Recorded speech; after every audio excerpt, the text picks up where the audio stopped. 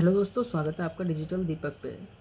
दोस्तों, जैसे कि 5 महीने पहले जो कि मार्च में यूजीसी के एग्ज़ाम होने थे, वो पहले मार्च से टाल दिए गए थे क्योंकि कोरोना वायरस की वजह से जो लॉकडाउन लगा था, तो इस वजह से वो पेपर एग्ज़ाम टाल दिए थे। तो 5 महीने बाद जितने भी बच्चे थे, जितने भी स्टूडेंट्स थे, उन सब के लिए आज का दिन बहुत महत्वपूर्ण था। तो दोस्तों, जैसे कि हर किसी के जहन में एक क्वेश्चन था कि यूनिवर्सिटी और कॉलेज के अंतिम वर्ष की परीक्षाएं कराई जाएंगी या नहीं।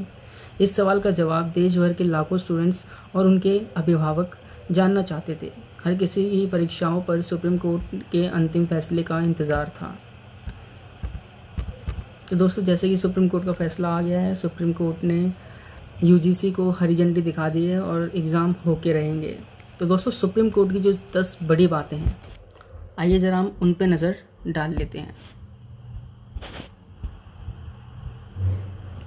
सबसे पहली बात, सुप्रीम कोर्ट ने कहा है कि अगर किसी राज्य को लगता है कि उनके लिए परीक्षा आयोजित कराना मुमकिन नहीं है तो वह यूजीसी के पास जा सकते हैं। दूसरी बड़ी बात, सुप्रीम कोर्ट के फैसले के मुताबिक राज्य अंतिम वर्ष की परीक्षाओं के बिना किसी भी छात्र को प्रमोट नहीं कर सकता। तीसरी बड़ी बात, अंतिम ईयर के छात्रों की परीक्षाएं 30 सितंबर को कराने के फैसले पर सुप्रीम कोर्ट ने मोहर लगा दी है। यानी अब अंतिम ईयर की परीक्षाएं 30 सितंबर तक पूरी की जाएंगी। चौथी बड़ी बात, सुप्रीम कोर्ट में अंतिम वर्ष की परीक्षाएं टालने वाली याचिका पर पिछली सुनवाई 18 अगस्त को हुई थी। इस दौरान यूनिवर्सिटी और कॉलेजों की अंतिम वर्ष की परीक्षा पर सुप्रीम कोर्ट ने अपना फैसला सुरक्षित रखा था। पांचवी बड़ी बात, इसी के साथ अदालत ने सभी पक्षों के 3 दिन के भीतर लिखित जवाब दाखिल करने को कहा था। अदालत ने यह भी कहा था कि अब सुप्रीम कोर्ट तय करेगा कि डिग्री कोर्स के अंतिम वर्ष की परीक्षाएं रद्द होंगी या नहीं। इसी मामले में आज कोर्ट में सुनवाई हुई और परीक्षाओं को लेकर अंतिम फैसला लिया गया। छठी बड़ी बात, पहले हुई सुनवाई के दौरान यूजीसी ने कहा था कि बिना परीक्षा के मिली डिग्री को मान्यता नहीं दी जा सकती है।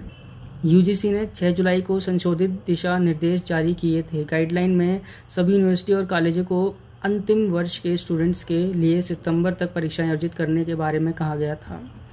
सातवीं बड़ी बात, यूजीसी गाइडलाइन के अनुसार फाइनल ईयर के स्टूडेंट के एग्ज़ाम ऑनलाइन, ऑफलाइन या दोनों तरीक़ों से आयोजित किए जा सकते हैं।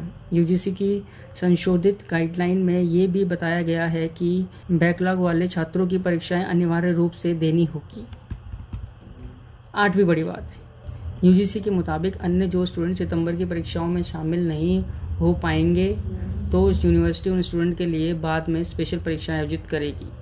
नौवीं बड़ी बात, जब भी संभव हो विश्वविद्यालय द्वारा इन विशेष परीक्षाओं को संचालित किया जा सकता है ताकि विद्यार्थी को किसी भी असुविधा नुकसान का सामना न करना पड़े।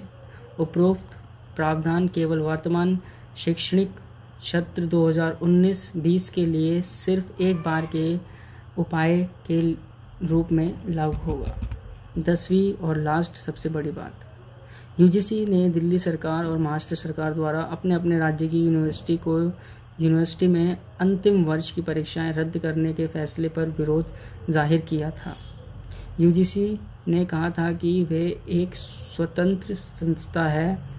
विश्वविद्यालय में परीक्षाओं के आयोजन की जिम्मेदारी यूजीसी की किसी राज्य सरकार की नहीं। दोस्तों, ये 10 बातें थी जो भी आज की जो सबसे बड़ी बात थी कोर्ट में।